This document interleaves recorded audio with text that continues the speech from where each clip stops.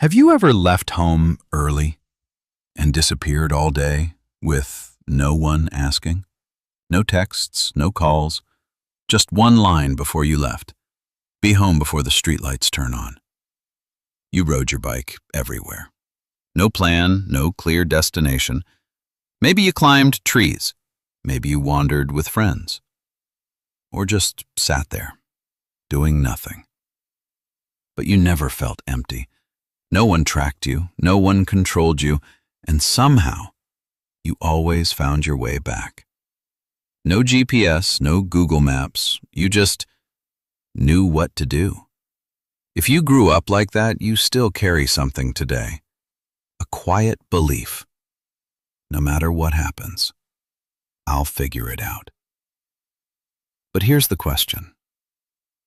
Why? Now, look at today. You face a small problem. Your phone glitches. You don't know the way. Or you're just unsure what to do next. What's your first instinct? You grab your phone. You search for answers. You ask someone or wait for instructions. Everything has to be clear before you start. And most people think that's normal, even smart. Why struggle when answers are in your pocket? But there's another group. They don't do that. They pause. They look around.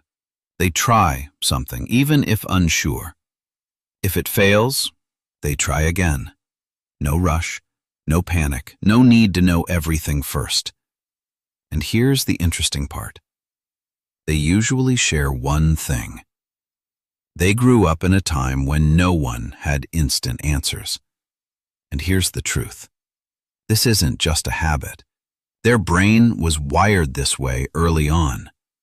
So the real question is, why does that childhood create people who aren't afraid of not knowing and always believe, I'll figure it out?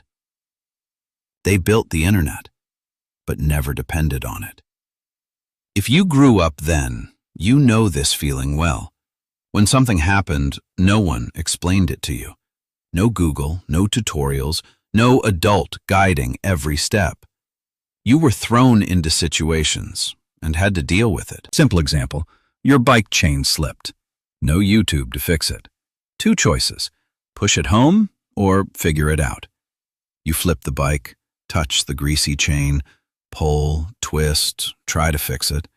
Maybe you mess up, your hands get dirty, but eventually you fix it. And that moment matters, not because of the bike, but because your brain learned something. I didn't know, but I still did it. This happened hundreds of times. You got lost, you retraced your steps, you argued with friends, you figured it out. You got bored, you invented games. No one saved you instantly, and that quietly programmed your brain. Psychologists call this trial and error learning. Every failure wasn't danger, it was part of the process. Over time, a belief formed, not fake positivity, but something real. It's okay not to know. I'll figure it out. And here's the key difference. For many today, not knowing feels uncomfortable. It creates anxiety. They want answers immediately. But for you, not knowing is just the start, not the end. You don't need clarity to act. You act to create clarity. And if that sounds like you, if you can walk into uncertainty without panicking, then maybe you didn't learn this from words. You learned it from your childhood. But that's only half the story. Something even stronger happened back then. You didn't learn from screens. You learned from real consequences. You fell off your bike. Real pain, real blood. You got lost. Real fear, real tears. You broke something. You had to face it. No undo button, no reset. You dealt with it. Then you fixed it. Simple example. You rode too fast, lost control. You fell. Next time, no one had to teach you. Your body remembered. You knew what speed was dangerous. You adjusted. Or you lied once and got caught. That feeling stayed, not because of punishment, but because you understood consequences. These lessons weren't in books. They lived in experience, and your brain stored them deep.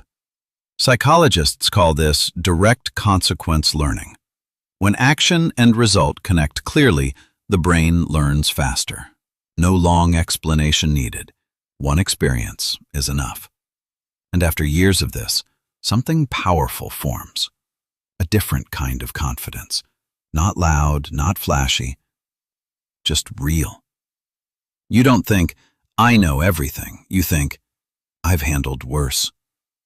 That's practical confidence, built from real experience, not theory, not watching, but doing. And that's why, when problems hit, you don't panic. You don't need 100% certainty, because deep down you remember, I didn't know before, and I still made it. But many others never faced real consequences. Everything is fixable. Delete, retry, reset. So their brain never learned something crucial.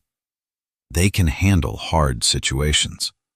And if you notice, you stay calm under pressure, then maybe it's not personality. It's your childhood. A time when you had no choice but to take responsibility. People think confidence comes from knowing the right answer. The more you know, the more stable you feel. Sounds logical, but here's the truth. Those who grew up then never had ready-made answers. No instant validation, no notifications, no feedback. No one saying, yeah, that's right. So they had to decide for themselves. You do something, you feel if it works. If not, adjust. If yes, continue. Sounds simple, but repeat it enough and something powerful forms inside you. A system many people don't have today. An internal control system. You don't need approval. You don't need judgment. You don't need step-by-step guidance. You create the next step. And here's the interesting part. This makes you look different. In a world chasing validation, you don't need it as much. Others ask, what's the right way? You think, what works for me? Others wait for instructions. You're already trying. Not because you're reckless, but because you're used to no guidance. And here's the mini revelation. What people call stubborn is actually strong self-reliance. What they call doing your own thing is independent decision-making. You're not fighting the world. You just don't depend on it. And that's why, when facing uncertainty, you don't freeze. You don't need perfect answers. You just need a starting point. Because deep down, you know one simple truth. No one is coming with answers.